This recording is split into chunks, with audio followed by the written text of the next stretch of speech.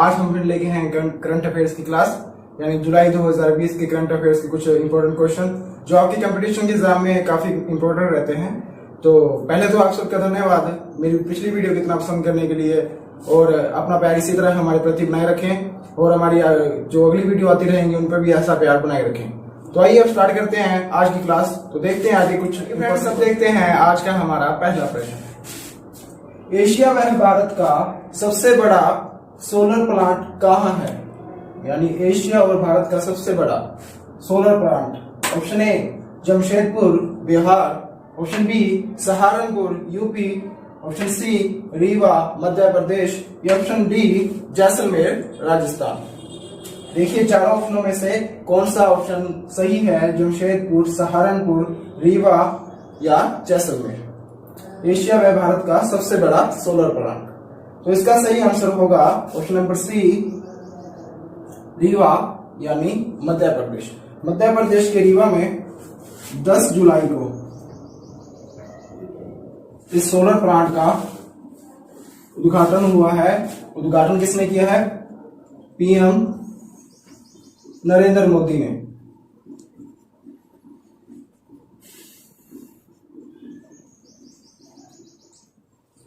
और यह solar plant 500 hectare भूमि पर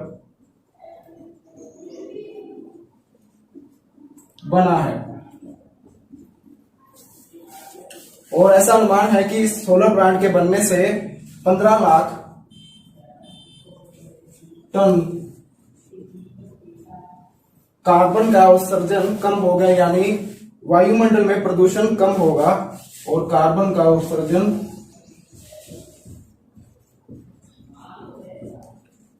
कम होगा। और इसकी क्षमता, जो सोलर प्लांट की क्षमता है वो है 750 मेगावाट। यानी रीवा के मध्य प्रदेश में यह सबसे बड़ा सोलर प्लांट है, जो एशिया व भारत का सबसे बड़ा सोलर प्लांट है। 750 मेगावाट की इसकी क्षमता है, और जिसका अनुमान है कि 15 लाख टन कार्बन उत्सर्जन कम होगा इसकी वजह से, जिससे प्रदूषण कम होगा। 500 हेक्टेयर भूमि पर यह बना। सब देखते हैं आज का हमारा दूसरा क्वेश्चन। भारतीय सेना ने हाल ही में सैनिकों को फेसबुक, इंस्टाग्राम, टिकटॉक सहित कितने ऐप्स डिलीट करने के निर्देश दिए हैं? फेसबुक, इंस्टाग्राम, टिकटॉक सहित कितने ऐप, यानी कितने ऐप डिलीट करने के निर्देश दिए हैं? Option A 59 apps, option B 89 apps, option C 69 apps, या ऑप्शन डी 78 ऐप्स। देखिए इन चारों में से कौन सा ऑप्शन सही है? ए, बी, सी या डी। भारतीय सेना ने अपने सैनिकों को निर्देश दिए हैं, तो इसका सही आंसर होगा ऑप्शन बी यानी 89 ऐप्स। ऐसा इसलिए किया गया है भारत में हो रही जासूसी को देखते हुए। जासूसी को रोकने के लिए भारतीय सेना ने यह निर्देश दिए हैं कि भारतीय जो सैनिक हैं वो अपने मोबाइल से 89 ऐप्स को डिलीट कर दें। और 8 जुलाई 2020 को यह निर्देश दिए हैं। इसका यह भी कारण है कि वो ऐप्स डिलीट करने का, कि इससे भारतीय सैनिकों का डाटा दूसरे देशों तक पहुंच जाता है, इसलिए वह ना पहुंचे। जासूसी को रोकने के लिए भारतीय सेना ने यह फैसला। तो आइए अब देखते हैं आज का हमारा तीसरा क्वेश्चन। केंद्रीय कैबिनेट ने कितने करोड़ रुपए का एग्री इंफ्रा फंड को मंजूरी दी है? यानी केंद्रीय कैबिनेट ने कितने करोड़ रुपए का एग्री इंफ्रा फंड को मंजूरी दी है? Option A 1 lakh crore, option B 2 lakh crore, option C 3 lakh crore, या ऑप्शन डी 4 लाख करोड़। चारों ऑप्शन आपके सामने है, देखो कौन सा सही होगा? ए, बी, सी या डी। 1 लाख करोड़, 2 लाख करोड़, 3 लाख करोड़ या 4 लाख करोड़। केंद्रीय कैबिनेट यानी केंद्र सरकार का जो कैबिनेट है उसने कितने करोड़ रुपए का एग्री इंफ्रा फंड को मंजूरी दी है? एग्री इंफ्रा फंड को मंजूरी दी है। ए, बी, सी या डी। तो इसका राइट आंसर होगा ऑप्शन नंबर ए, 1,00,000 करोड़। यानी केंद्र सरकार के जो केंद्रीय कैबिनेट है उसने 1,00,000 करोड़ का रुपए का एग्री इंफ्रा फंड को मंजूरी दी है। हाल ही में एक मीटिंग हुई थी केंद्र सरकार की, जिसके कैबिनेट ने यह फैसला लिया है कि एग्री इंफ्रा फंड को 1,00,000 करोड़ दिए जाएंगे। और यह किस लिए दिए जाएंगे? एग्रीकल्चर विभाग में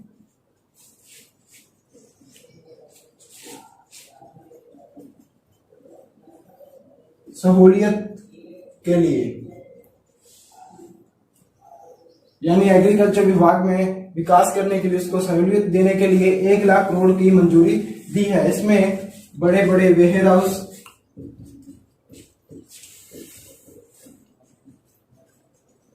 और जो कृषि से जुड़े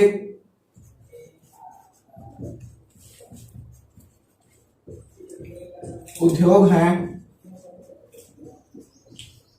उन्हें बढ़ाने के लिए, यानी केंद्र सरकार के जो केंद्रीय कैबिनेट ने 1,00,000 करोड़ रुपए की मंजूरी दी है एग्री इंफ्रा फंड को। यह एग्रीकल्चर विभाग में सहूलियत देने के लिए और बड़े बड़े वेयर हाउस और कृषि से जुड़े जो उद्योग हैं उसको बढ़ाने के लिए यह एग्री इंफ्रा को 1,00,000 करोड़ का। आइए अब देखते हैं आज का हमारा चौथा प्रश्न। हिमालय की किस तितली को भारत की सबसे बड़ी तितली होने का श्रेय मिला है? यानी हिमालय की किस तितली को भारत की सबसे बड़ी तितली होने का श्रेय मिला है? Option A joint white wing, option B common crow, option C plain tiger या option D golden white wing. चारों ऑप्शनों में से देखिए कौन सा हमारा राइट आंसर होगा। Joint white wing, common crow, plain tiger या गोल्डन व्हाइट विंग। हिमालय की किस तितली को भारत की सबसे बड़ी तितली होने का श्रेय प्राप्त हुआ है? तो इसका सही आंसर होगा option number D, golden white wing. 88 साल बाद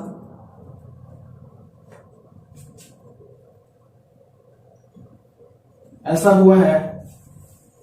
इससे पहले एक और तितली थी जो इससे भी बड़ी थी, लेकिन 88 साल बाद white wing, golden white wing Bharat की सबसे लंबी तितली बन गई है। और यह है पिथौरागढ़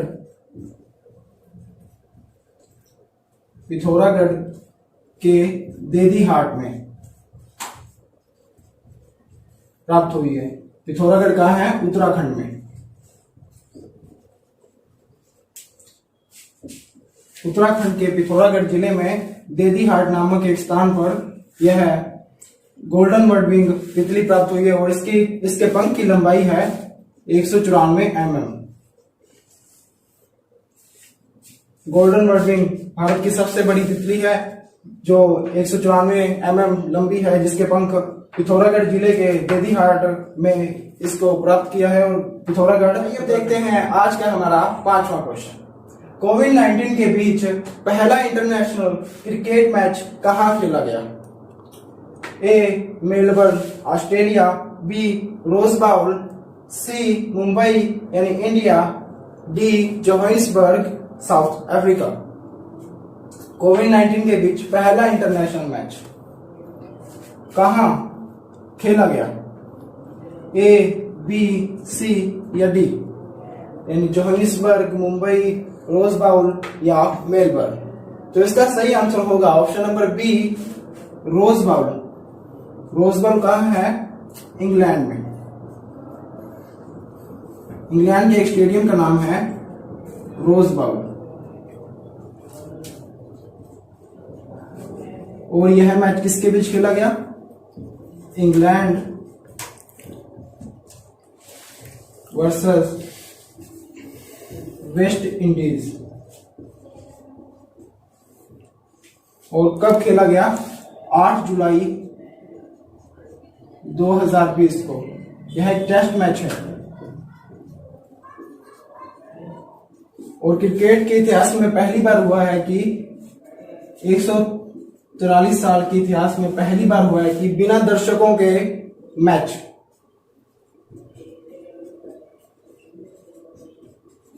यानी इस मैच में कोई भी दर्शक को अनुमति नहीं दी गई थी मैच देखने के लिए।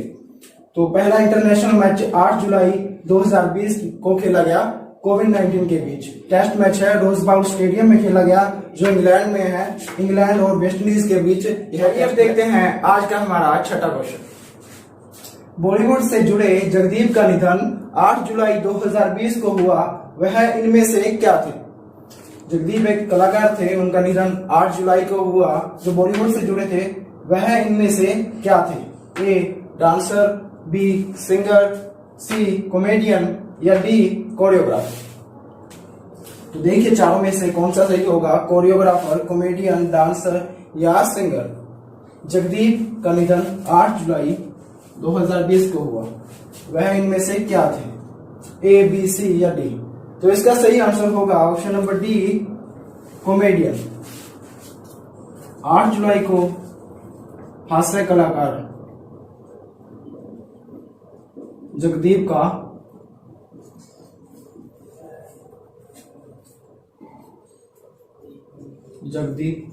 का निधन हुआ। वह 81 साल की उम्र में 81 साल की उम्र में उनका निधन हुआ और वह 400 से ज्यादा फिल्मों में काम कर चुके थे। यानी बॉलीवुड की 400 से ज्यादा फिल्मों में वह काम कर चुके थे। और एक सुपरहिट फिल्म थी शोले, उनमें उनका नाम था सूरमा भोपाली। इस नाम से वह काफी प्रसिद्ध हुए थे, यानी इस फिल्म के बाद वह काफी प्रसिद्ध हुए थे। उनका सही नाम सैयद इश्तिहाद अहमद जाफरी था। ये बात बहुत कम लोगों को पता है कि उनका सही नाम सैयद इश्तिहाद अहमद जाफरी था। जो जावेद जाफरी हैं, जावेद जाफरी एक बॉलीवुड कलाकार हैं, ये इनके पिताजी थे। यानी जावेद जाफरी इनके लड़के हैं जो एक बॉलीवुड में कलाकार हैं। 81 साल की उम्र में इनका निधन हुआ। शोले फिल्म में इनका नाम सूरमा भोपाली के बाद इनका नाम काफी मशहूर हुआ।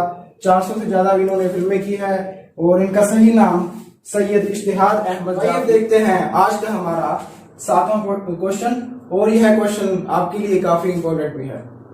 किस राज्य सरकार ने मृत्यु भोज पर रोक लगाई?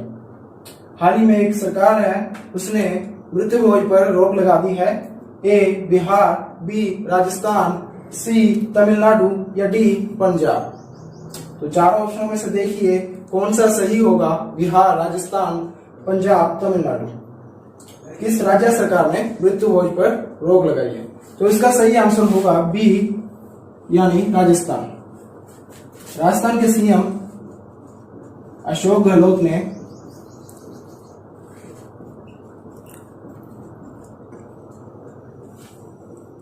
एक अधिनियम है, उसका नाम मृत्यु भोज निवारक अधिनियम 1960। इसके तहत पूरे राजस्थान में मृत्यु भोज पर रोक लगा दी है, यानी कहीं भी मृत्यु भोज अब नहीं हो सकेगा। सीएम अशोक गहलोत ने मृत्यु भोज निवारक अधिनियम 1960 के अनुसार। और उसके बाद भी होता है तो वहां के स्थानीय पार्षद, सरपंच या गांव के प्रधान को, सरकार को या कोर्ट को सूचना देनी होगी कि उस स्थान पर मृत्यु भोज हो रहा है। अगर उसके बाद भी हुआ और किसी पार्षद या सरपंच प्रधान ने यह सूचना नहीं दी तो उनके खिलाफ भी कानूनी कार्रवाई की जाएगी। यानी वहां के स्थानीय पार्षद, सरपंच और प्रधान की जिम्मेवारी है कि वह सरकार को बताएं मृत्यु भोज के बारे में। अगर उसके बाद भी वह नहीं बताते तो उन पर कानूनी कार्रवाई की जाएगी। तो आइए फ्रेंड्स, सब देखते हैं आज का हमारा 8वां क्वेश्चन। किस देश में प्रवासी कोटा बिल का विधेयक पास हुआ है जिससे 8 लाख भारतीयों को वहां से वापसी का खतरा आ गया है? यानी देश है उसमें प्रवासी कोटा बिल एक प्रस्ताव रखा गया है, वो पास हो गया है, जिससे 8 लाख भारतीयों को वहां से वापस आने का खतरा हो गया है। Option A Kuwait, option B America, option C France या ऑप्शन डी चीन। देखिए कुवैत हो सकता है, अमेरिका हो सकता है, फ्रांस या चीन। तो इसका सही आंसर होगा कुवैत, यानी ऑप्शन ए। कुवैत में जो बिल पास हुआ है उसमें यह प्रस्ताव है कि 15% भारतीय ही वहां रह सकते हैं, यानी वहां की कुल आबादी में से 15% भारतीय ही वहां रह सकते हैं, जो बाकी हैं उन्हें वापस भारत आना पड़ेगा। और कुवैत की पूरी जनसंख्या है वह 43 लाख है। और एक आश्चर्य की बात यह है कि पूरी 43 लाख में से 30 लाख जनसंख्या प्रवासियों की है और बाकी बची 13 लाख, यानी महज कुवैती 13 लाख ही वहां निवास कर रहे हैं, बाकी 30 लाख प्रवासी हैं। और प्रवासियों में 30 लाख में से 15 लाख भारतीय हैं, 15 लाख भारतीय हैं। तो उसके 15%, तो 8 लाख भारतीयों को वहां से वापस आने का खतरा होगा। आइए अब देखते हैं आज का हमारा 9वां क्वेश्चन। आरबीआई के किस गवर्नर ने overdraft saving the Indian saver नामक बुक लिखी है? आरबीआई यानी रिजर्व बैंक ऑफ इंडिया के किस गवर्नर ने overdraft saving the Indian saver नामक बुक लिखी है? Option A Shaktidas, option B Urjit Patel, option C Raghuram Rajan या ऑप्शन डी रविदास गुप्ता। तो देखिए इन चारों में से कौन सा गवर्नर है या कौन सा इसका आंसर है, ए बी सी या डी? शक्तिदास, उर्जित पटेल, रघुराम राजन या डी रविदास गुप्ता। तो इसका सही आंसर होगा ऑप्शन बी उर्जित पटेल, जिन्होंने overdraft saving the Indian saver नामक बुक लिखी है। यह आरबीआई के पूर्व रिजर्व बैंक ऑफ इंडिया के पूर्व गवर्नर थे। और उर्जित पटेल ने जो बुक लिखी है वह जुलाई के अंत में जारी की जाएगी। यह बुक लिख दी गई है लेकिन अभी तक जारी नहीं की है। जुलाई के अंतिम सप्ताह में यह बुक जारी की जाएगी। और इस बुक में क्या बताया गया है, जो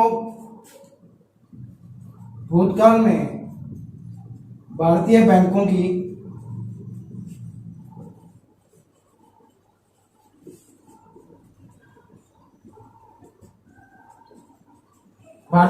दुर्लभ स्थिति या खराब स्थिति भी बोल सकते हैं कि इतनी खराब स्थिति आ गई थी कि सरकार को भारतीय सरकारी बैंकों में पैसा लगाना पड़ा था।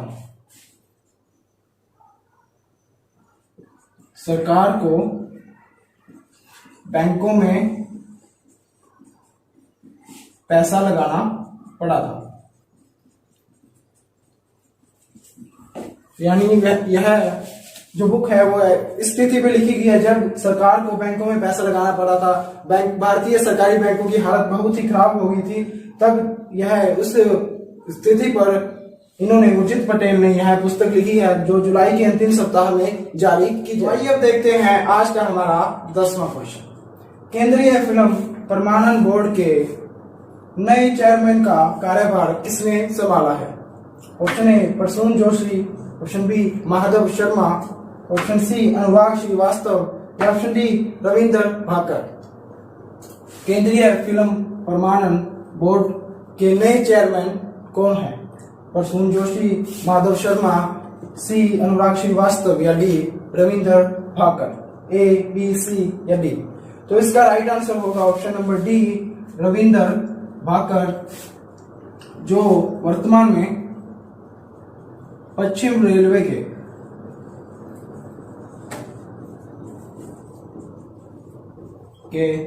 सचिव हैं।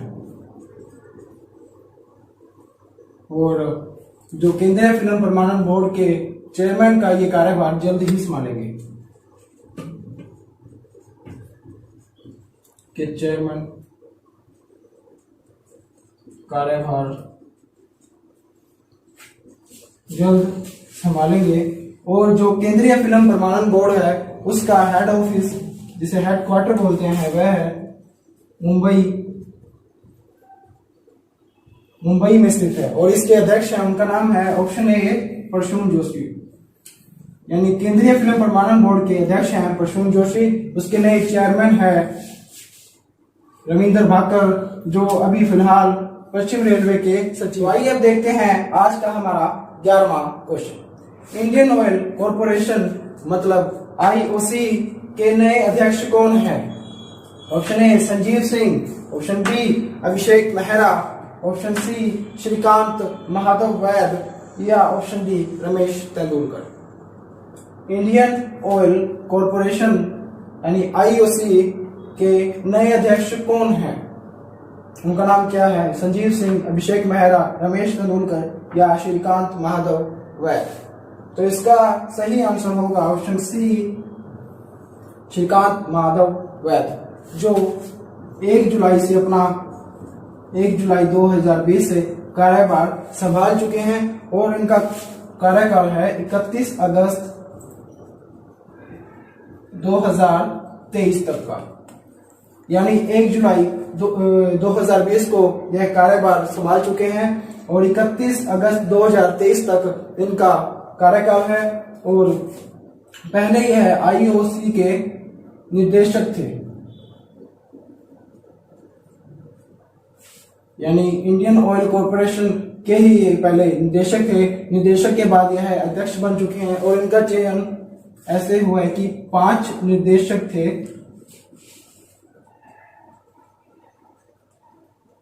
5 निर्देशकों में से चयन समिति को किसी एक निर्देशक को अध्यक्ष बनाना था। तो 5 निर्देशकों में से चयन समिति ने श्रीकांत महादेव वैद को नया अध्यक्ष बनाया है। यानी आईओसी के पहले निर्देशक थे, अब यह श्रीकांत महादेव वैद आईओसी के अध्यक्ष बन चुके हैं और इनका कार्यकाल 1 जुलाई से लेकर 31 अगस्त 2023। देखते हैं आज का हमारा 12वां क्वेश्चन। भाषा नक्सलवाद को खत्म करने के लिए मास्टर स्लेव और ब्लैकलिस्ट जैसे शब्दों को किस सोशल साइट ने हटा दिया है? यानी भाषा नक्सलवाद, जिसे हम रंगभेद भी बोल सकते हैं, उसको खत्म करने के लिए मास्टर स्लेव ब्लैकलिस्ट जैसे शब्दों को किस सोशल साइट ने हटा दिया है? Option A Facebook, option B TikTok, option C Telegram या option D Twitter. A, B, C या डी, चारों में से कौन सा राइट आंसर होगा? देखिए, फेसबुक, ट्विटर, टेलीग्राम या ट्विटर। तो इसका सही आंसर होगा ऑप्शन नंबर डी ट्विटर, जो एक ब्लॉगिंग ऐप है। ब्लॉगिंग ऐप यानी जिसपे ब्लॉग होते हैं। और रंगभेद को खत्म करने के लिए इस सोशल साइट ने यह फैसला लिया है कि रंगभेद को खत्म करने के लिए अपने ऐप में मास्टर स्लेव ब्लैकलिस्ट जैसे शब्दों को हटा। तो आइए अब देखते हैं आज का हमारा 13वां क्वेश्चन। किस केंद्र शासित प्रदेश ने नशे के कारोबार को समाप्त करने के लिए एंटी नारकोटिक्स फोर्स का गठन किया है? किस केंद्र शासित प्रदेश ने नशे के कारोबार को खत्म करने के लिए एंटी नारकोटिक्स फोर्स का गठन किया है? Option A Delhi, option B Jammu Kashmir, option C Chandigarh या ऑप्शन डी दमन व दीव। ए, बी, सी या डी, चारों में से देखिए हमारा राइट आंसर कौन सा होगा? दिल्ली, जम्मू कश्मीर, चंडीगढ़ या दमन व दीव। किस केंद्र शासित ने नशे के कारोबार को समाप्त करने के लिए एंटी नारकोटिक्स फोर्स का गठन किया है? तो इसका सही आंसर होगा ऑप्शन बी यानी जम्मू कश्मीर। जम्मू कश्मीर में नशे का कारोबार बहुत तेज गति से बढ़ रहा है और इसे वहां जड़ से खत्म करने के लिए एक एंटी नारकोटिक्स फोर्स का गठन किया गया है, जिसमें 100 पुलिसकर्मी होंगे। यानी उस एंटी नारकोटिक्स फोर्स में 100 पुलिसकर्मी होंगे जिनका कार्य है नशे के कारोबार को जड़ से खत्म। आइए अब देखते हैं आज का हमारा 14वां क्वेश्चन। अमेरिका ने रक्षा उपकरणों और तकनीकी को निर्यात करने से किसे प्रतिबंधित कर दिया है? अमेरिका ने रक्षा उपकरणों और तकनीकी को निर्यात करने से किसे प्रतिबंधित यानी बैन कर दिया है? Option A England, option B Hong Kong, option C France या ऑप्शन डी ईरान। चारों में से देखिए कौन सा सही होगा, ए, बी, सी या डी। तो हमारे 14वें क्वेश्चन का सही आंसर है बी यानी हांगकांग। अमेरिका के रक्षा मंत्री माइक ने यह फैसला लिया है कि अब से तकनीकी और रक्षा उपकरणों के लिए हांगकांग को बैन कर दिया है। ऐसा इसलिए किया गया है कि चीन ने हांगकांग में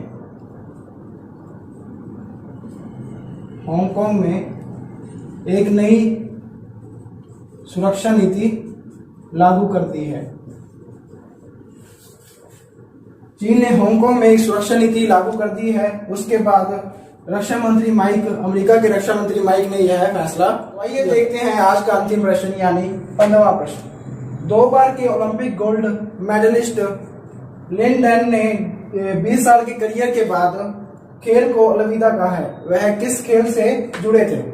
option A tennis, option B badminton, option C football या ऑप्शन डी क्रिकेट। तो ए, बी, सी या डी कौन सा सही ऑप्शन है? तो लिन डैन 20 साल के करियर के बाद उन्होंने खेल को अलविदा कह दिया। तो इसका सही आंसर होगा ऑप्शन बी बैडमिंटन। वह 2 बार ओलंपिक में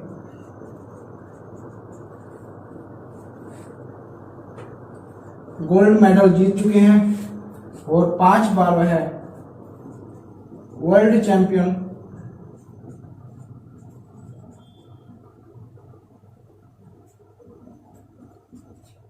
रहे हैं और बैडमिंटन का ग्रैंड स्लैम भी जीत चुके हैं। मतलब बैडमिंटन ग्रैंड स्लैम का मतलब यह है कि बैडमिंटन के 9 बड़े जो खिताब होते हैं, 9 बड़े खिताब भी जीत चुके हैं। मतलब 2 बार ओलंपिक गोल्ड मेडल, 5 बार वर्ल्ड चैंपियन रह चुके हैं। तो गाइस आज की वीडियो यहीं समाप्त होती है। आज सबका धन्यवाद वीडियो को पूरी देखने के लिए और उम्मीद है आप लाइक शेयर कमेंट करते रहेंगे। आप अपना प्यार इसी तरह बनाए रखें और वीडियो को ज्यादा से ज्यादा शेयर करें और हमारे चैनल को सब्सक्राइब करें। साथ वाला बेल आइकन को प्रेस कर दें ताकि हमारी नई वीडियो जो चैनल पर अपलोड होगी सबसे पहले आप तक पहुंचे। धन्यवाद।